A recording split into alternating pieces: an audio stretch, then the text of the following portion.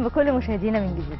مصر حققت انجاز جديد لحضارتها وتراثها بتسجيل النسيج اليدوي في صعيد مصر على قوائم منظمه اليونسكو للتراث العالمي غير المادي، وده عشان ينضم النسيج المصري للتراث المصري اللي تم تسجيله في السنين الاخيره زي السيره الهلاليه والتحصيب والاراجوز وغيرها كتير. عشان كده تعالوا مع بعض نتابع التقرير اللي جاي ونرجع تاني نتكلم عن الموضوع ده. المنسوجات اليدوية إحدى الصناعات المصرية التي اشتهرت بها مصر منذ آلاف السنين، وكانت المنسوجات والملابس ضمن الهدايا المتبادلة بين فراعنة مصر وملوك العالم القديم. برع المصريون القدماء في غزل ونسج وصباغة ألياف الكتان منذ عصور مبكرة، بالإضافة إلى تمكنهم من تطريز منسوجاتهم وبخاصة الملكية منها.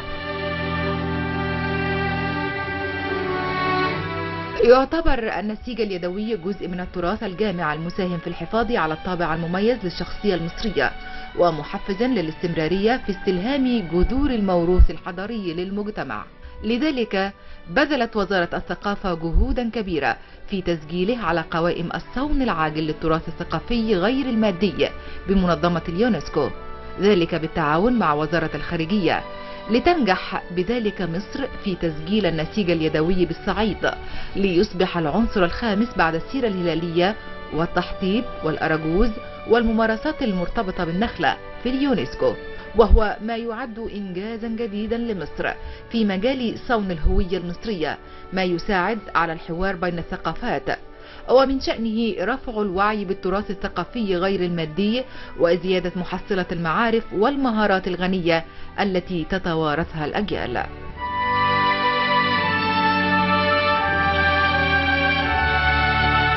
الملفات التي قدمتها مصر لليونسكو أبرزت القيمة الثقافية والاجتماعية والاقتصادية للنسيج اليدوي باعتباره جزءا من التراث الجامع المساهم في الحفاظ على الطابع المميز للشخصية المصرية ومحفزا للاستمرارية في استلهام جذور الموروث الحضاري للمجتمع.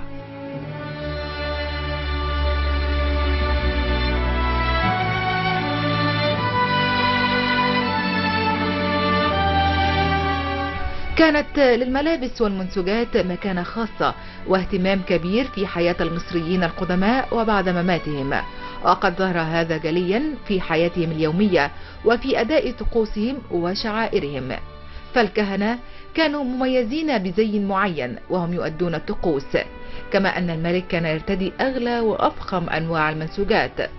ولعبت المنسوجات الفرعونية دورا مؤثرا في المعاملات الاقتصادية قديما، وتلك المنسوجات كانت تصنع في المعابد والقصور الملكية والمنازل، وهو ما يعطي أهمية كبيرة لتسجيلها ويقلل جهود أهالي الصعيد الذين أبدعوا في الحفاظ على مفردات إرثهم الثقافي.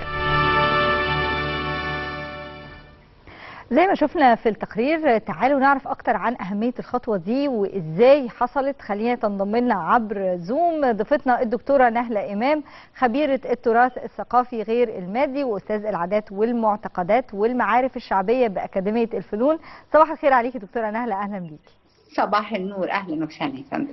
دكتورة نهلة، البداية فكرة تسجيل النسيج يعني ايه اهميتها؟ احنا عارفين ان احنا بقالنا سنوات بنحاول ان احنا نسجل حاجات كتير جدا عندنا في مصر في منظمة اليونسكو باسمنا.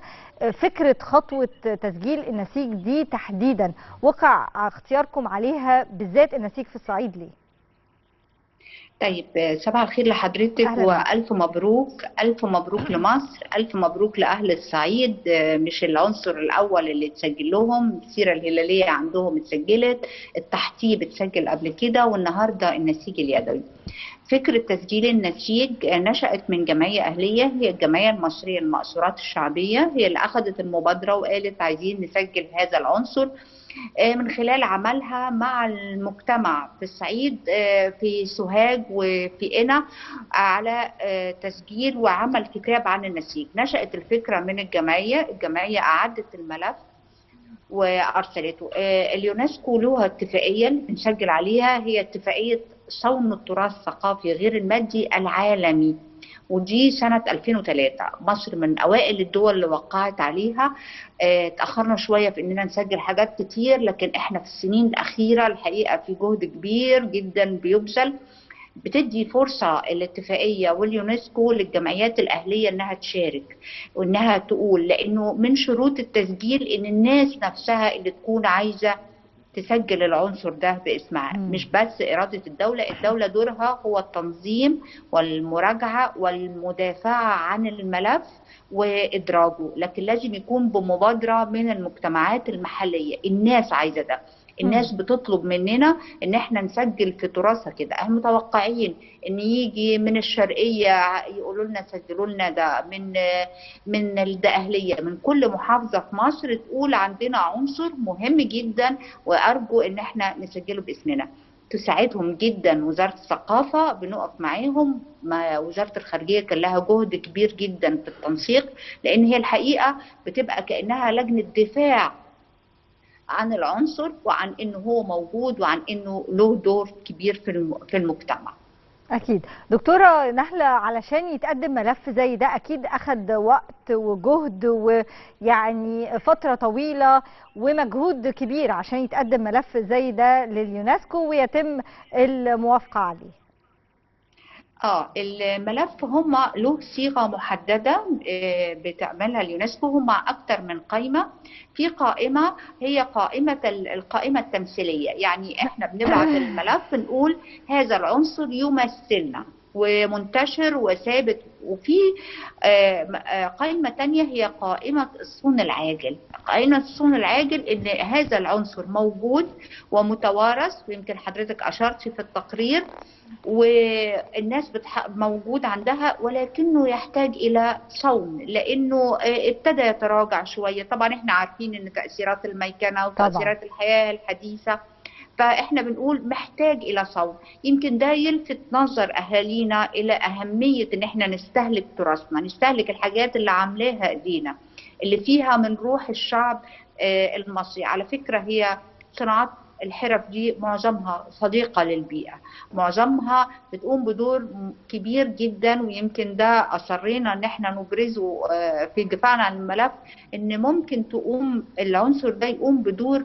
مهم جدا في التنمية المستدامة في المجتمع. فهو بيطلب مننا بعد نقول هنصون العنصر ازاي العنصر ده نوصفه كويس قوي، ازاي العنصر ده ما فيهوش اي حاجه ضد حقوق الانسان، ازاي العنصر ده مش بيدمر البيئه. بيطلب مننا طريقه معينه في كتابه الملف، ثم يرسل لنا لجنه التقييم تقول هو اتكتب كويس ولا في حاجات عايزين يستوضحوها. المره دي هم كانوا عايزين يستوضحوا مننا بعض الحاجات، واحنا وضحناها لهم وارسلناها لكل الوفود ولليونسكو. افتكر ان ردودنا ودفاعاتنا عن الملف كانت واضحه وقويه، وطبعا ساعدتنا كتير وزاره الخارجيه، والحمد لله تم الادراج بنجاح اول امبارح. ألف مبروك دكتورة نهلة على تسجيل صناعة النسيج أو تحديد تسجيل النسيج الصعيدي في هيئة اليونسكو، ويعني مستنيين منكم مزيد من المعارك ومزيد من التسجيلات لحاجات كتير من تراثنا المصري.